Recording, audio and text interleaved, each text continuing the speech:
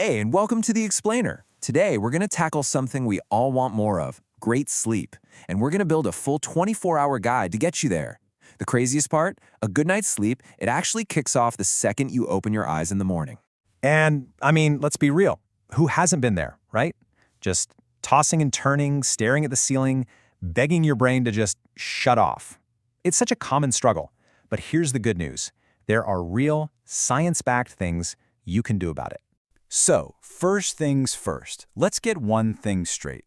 Sleep isn't some luxury, you know? It's not something you get to after you've done everything else. Experts are super clear on this. It is a biological necessity. It's the time when your body is actively repairing itself from the day. And the benefits? Oh, they are huge. We're not just talking about feeling less tired. While you're sleeping, your brain is literally cleaning out all the gunk, the toxins that build up during the day. This one process supports everything. Your mood, your long-term brain health, everything. It's why sleep is truly the foundation for your entire well-being. All right, let's get into it, because this might just be the most mind-bending part of this whole guide. A fantastic night of sleep, it doesn't start at 10 p.m. Nope, it all starts with how you handle your day. And I really love this idea of an anchor. Think about it, that consistent time you wake up. It's like the starting gun for your body's entire 24-hour clock. You know, your circadian rhythm. If you can just nail this one habit, it helps regulate your energy and sleepiness for the entire day. So here's your morning mission, and it's super simple. That consistent wake-up time, it's non-negotiable, even on weekends. Then, right away, get about 10 minutes of natural sunlight. When that light hits your eyes, it sends this powerful signal to your brain to kill the sleepiness and start a countdown timer for bedtime, which is about 16 hours from then. Boom, you've just set your clock perfectly for the day. So yeah, light is absolutely critical here, but the timing of that light is everything. Bright, natural light in the morning, that's your best friend. It sets your clock, it wakes you up. But that same kind of blue light, from our screens in the evening, it becomes your absolute enemy. It actively shuts down the production of melatonin, which is basically your brain's natural go-to-sleep-now signal. And your choices throughout the day really, really matter. So think of this as your stimulant countdown. Rule 1, last call for caffeine is 2 p.m. Seriously, it can hang out in your system for a long time. Rule 2, finish up any intense exercise at least 4 hours before bed. Your body needs time to cool down. And Rule 3, that glass of wine, while it might feel relaxing at first, it totally messes up your sleep later. So give it at least a 3-hour buffer before you hit the hay. Okay, so now let's fast forward to the evening and see how this all comes together. You've had a long day, your mind is probably racing with a million thoughts. You can't just expect to flip a switch and be out like a light, right? You absolutely need a dedicated wind-down period. This quote nails it perfectly. Sleep isn't an on-off switch. It's way more like you're slowly, gently easing your foot off the gas pedal. You wouldn't slam on the brakes if you were going 70 miles an hour, and it's the same idea here. You've got to give your brain and your body a smooth transition from the chaos of the day. And here is a fantastic, super structured way to do just that.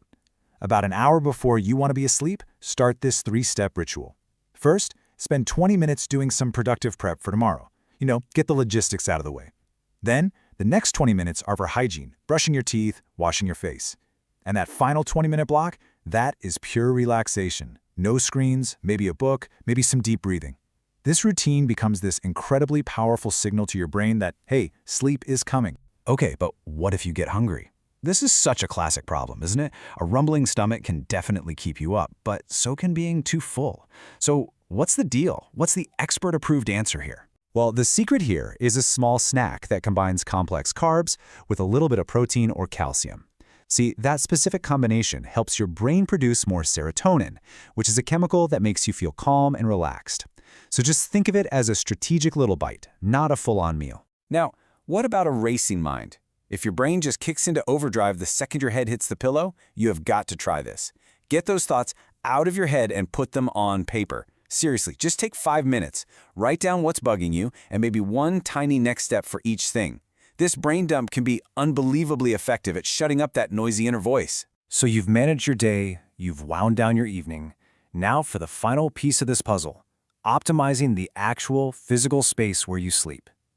Believe me, your bedroom environment makes a huge difference. And this is the simple, powerful mantra you need to remember straight from the sleep experts. You want to create a cave. I know, it sounds primitive, but our brains are still wired for the environments of our ancestors. And that means they expect things to be dark, quiet, and cool for us to get the best possible sleep. First up, temperature. You gotta keep it cool. The sweet spot for most of us is right around 65 degrees Fahrenheit. That's about 18 Celsius.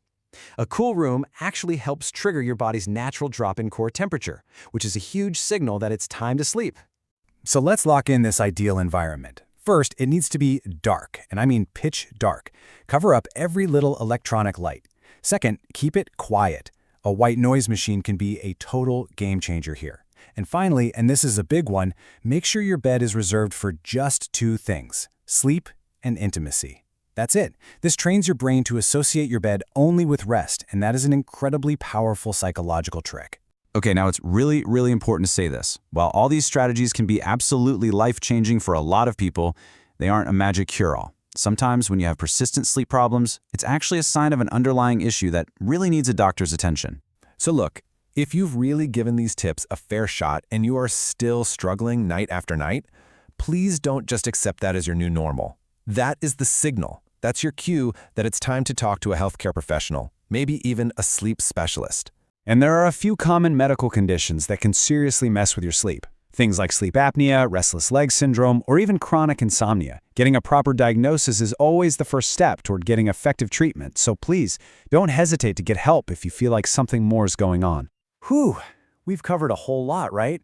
From that first bit of morning sunlight to your evening wind-down routine. But here's the thing.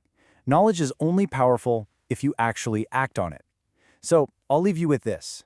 What's the one small change from everything we've talked about that you can commit to making starting tonight?